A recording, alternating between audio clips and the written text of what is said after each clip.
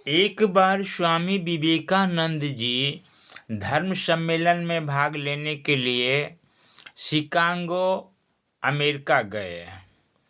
जब वह वहां पहुंचे तो एयरपोर्ट पर कुछ मीडिया वालों ने, अमेरिकन मीडिया वालों ने स्वामी विवेकानंद जी को चारों तरफ से घेर लिए और पहला सवाल किए कि स्वामी जी ऐसा बताइए, सवाल इंग्लिश में थे, हम हिंदी में कर रहे हैं, कि ऐसा बताइए कि इंडिया में सबसे अच्छा पानी, सबसे उत्तम पानी, पवित्र पानी किस नदी का होता है।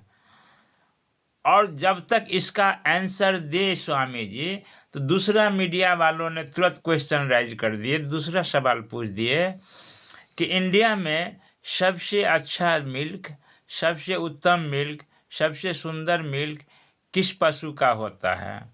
तो स्वामी जी गंभीरतापूर्वक स्माइल किए, हल्की मुस्कुराहट के साथ बोले कि सबसे अच्छा पानी यमुना नदी की होती है, यमुना रिवर की होती है। और सबसे अच्छा दूध, सबसे ताकतवर दूध भैंस का होता है, बफेलो का होता है इंडिया में। इस पर सारे मीडिया वाले सरप्राइज हो गए, आश्चर्यचकित हो गए कि स्वामी जी जैसे महान संत, महान महामानव का ऐसा जवाब।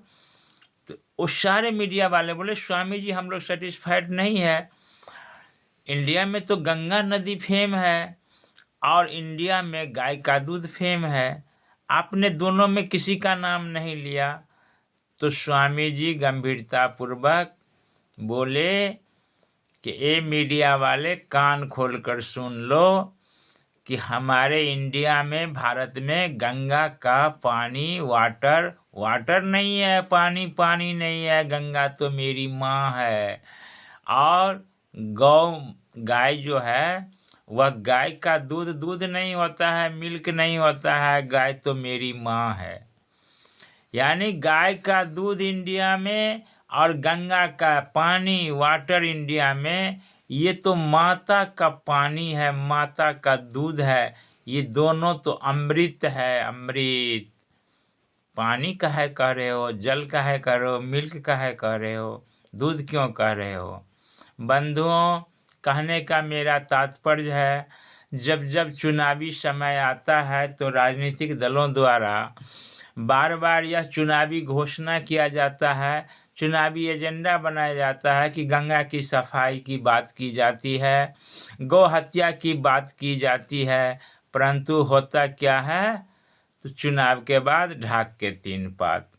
यह हम सनातनी भाइयों को धर्म का पालन करना है बंधुओं, कि हमारा विवेक क्या कहता है कि जिस गाय ने हमारे माता के समान हमारे साथ रहा, हमने उसे माता के समान पाला, पोसा, पूजा, सब कुछ किया, वह दूध दी, बछड़ा दी, सब कुछ दी, और जब वह किसी काम के लायक नहीं होता है, रह जाती है, तो हम गौ माता को किसी कसाई के हाथे तुच्छ पैसों के लिए बेच देते हैं। नहीं सनातनी भाइयों, ऐसा आप नहीं करें तो सनातन धर्म में सबसे बड़ा धर्म का लाभ आपको मिलेगा, चाहे इस जन्म में मिले, अलौकिक जन्म में मिले या परलौकिक जन्म में मिले।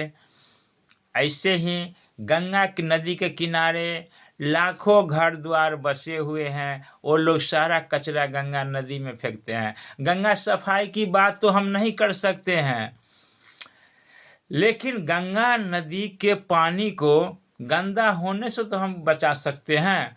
हम अपनी घर की कचरा नहीं फेंक सकते हैं। ऐसा होता है, गंगा नदी के किनारे जितने भी शहर बसे हैं या गांव कस्बे बसे हैं, सारा कचरा गंगा नदी में फेंक करके उस अमृत को गंदा करने का काम करते हैं। इन पर थोड़ा विचार करें हमारे सनातनी भाई बंधुओं। मेरा प्रणाम।